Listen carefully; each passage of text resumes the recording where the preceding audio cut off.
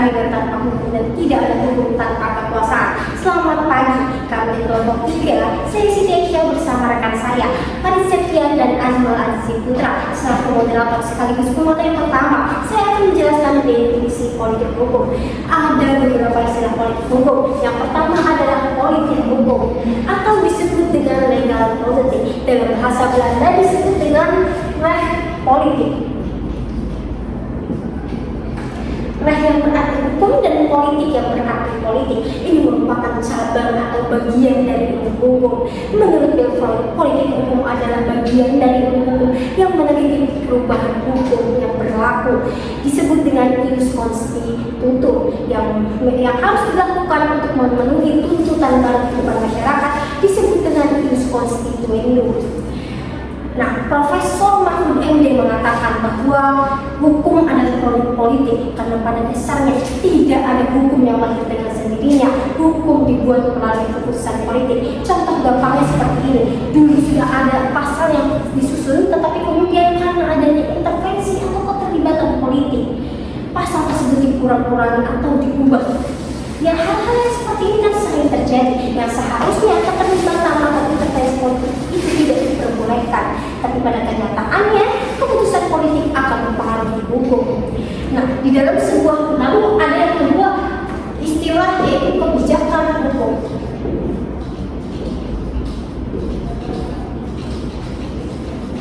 Nah, istilah ini muncul karena pada dasarnya substansi atau isi politik hukum adalah mengenai kebijakan. Kebijakan mengenai apa? Kebijakan mengenai pembentukan hukum, penegakan hukum, serta pembentukan hukum. Nah, karena kalau itu ada kebijakan, maka ini sering disebut dengan kebijakan hukum. Menurut Profesor Mahfud MD, politik hukum adalah legal policy atau kebijakan resmi tentang pembuatan hukum yang akan diberlakukan, baik dalam pembuatan hukum baru atau penggantian hukum lama dalam rangka mencapai tujuan. Nah, dalam sebuah negara itu pasti memiliki adalah yang namanya tujuan. Tujuannya itu apa? Adalah kesejahteraan atau disebut dengan welfare.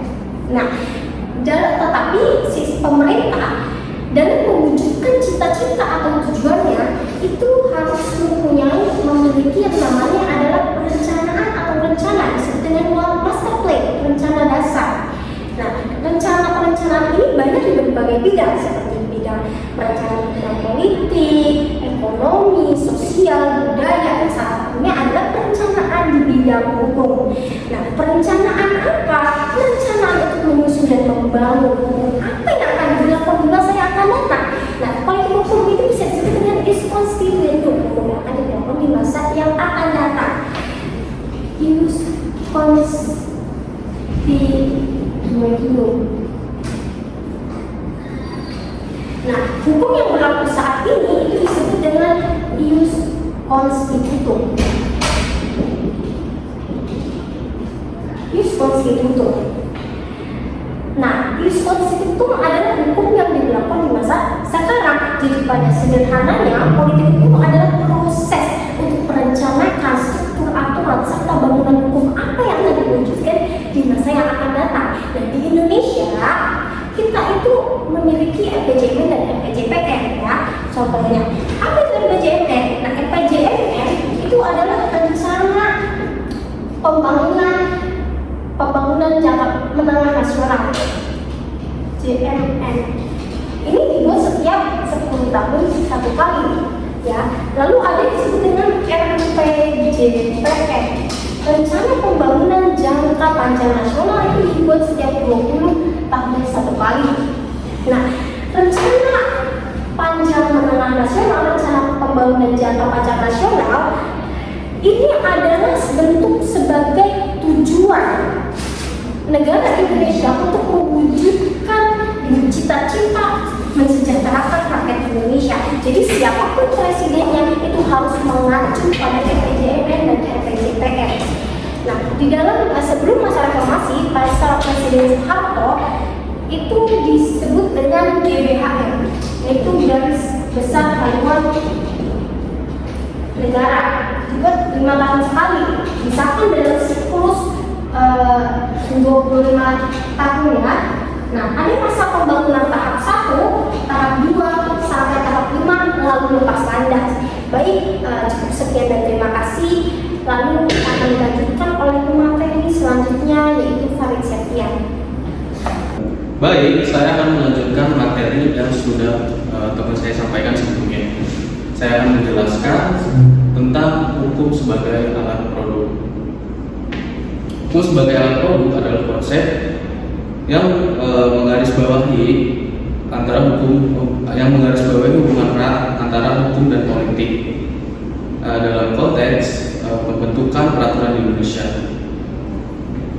Kemudian hukum dan politik itu tidak bisa dipisahkan karena adanya peraturan hukum adalah dari hasil keputusan politik.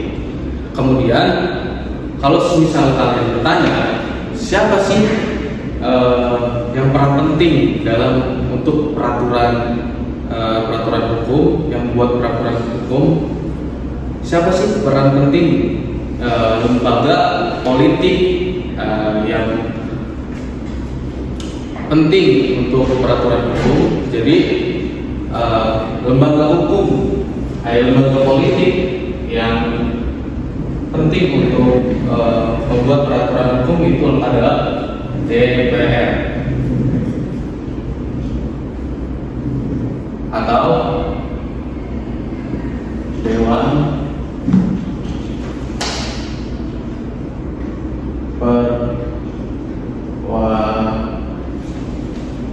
Perwakilan Rakyat.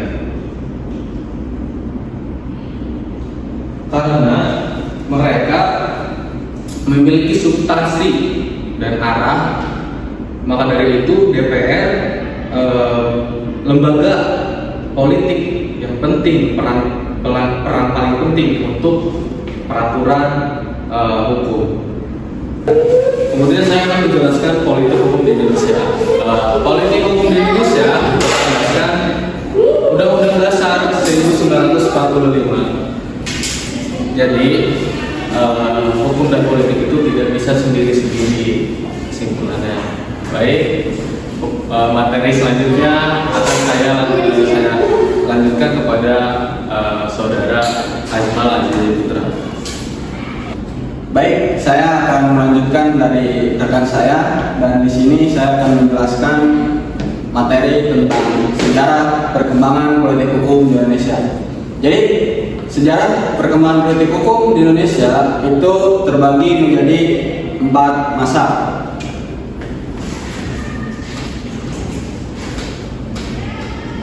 Nah, masa yang pertama perkembangan politik hukum itu ada di masa kemerdekaan.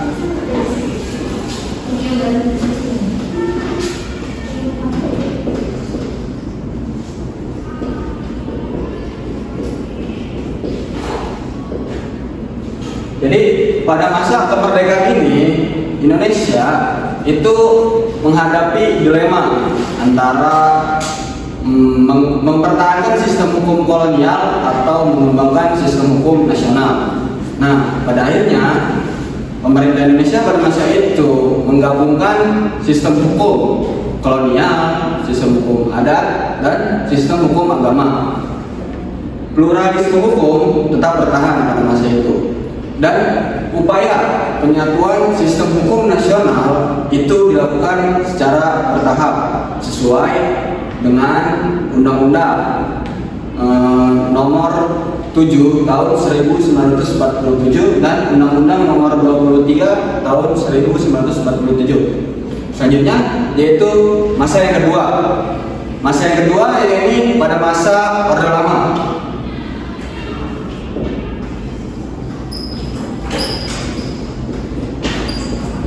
Di belakang layarnya.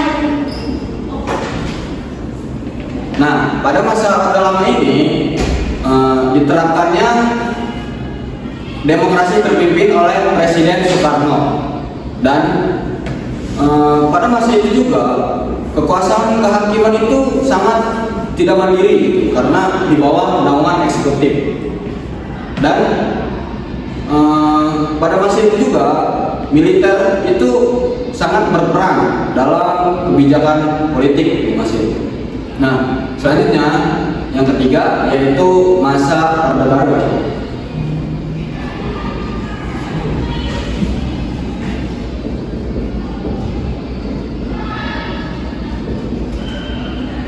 Nah, pada masa ini Soeharto menerapkan sistem hukum atau sistem kepemimpinan yang dimana lebih fokus terhadap pembangunan dan ekonomi. Jadi politik hukum ini pada masa Soeharto itu dijadikan sebagai alat untuk pembangunan dan rekayasa sosial, sebagaimana mengikuti pemikiran Muchtar Kusumaatmadja. Dan pada masa Soeharto ini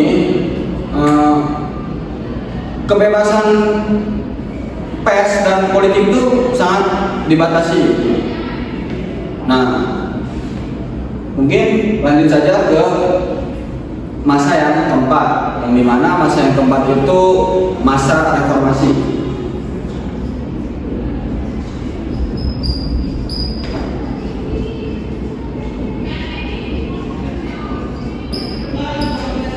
Nah, masa reformasi ini bertujuan untuk mengembangkan atau lebih memperbaiki sistem hukum yang pada Orde Baru tersebut. Jadi reformasi ini dibentuk pada masa reformasi ini untuk kemajuan stabilitas politik hukum di masanya hingga sekarang saat ini. Jadi pada masa reformasi ini dibuat karena pada masa Orde Baru itu melakukan Soeharto itu membuat beberapa kebijakan yang dimana membuat politik monopoli, kemudian birokrasi otoriter, kemudian ekonomi klientelisme serta represi ideologi. Mungkin dari saya dicukupkan selaku pemateri terakhir. Kurang lebihnya mohon maaf. Fiat Justitia Maat Caelum, tetap tegakkan keadilan meskipun bumi akan runtuh. Kurang lebihnya mohon maaf dari kelompok 3. Wassalamualaikum warahmatullahi wabarakatuh.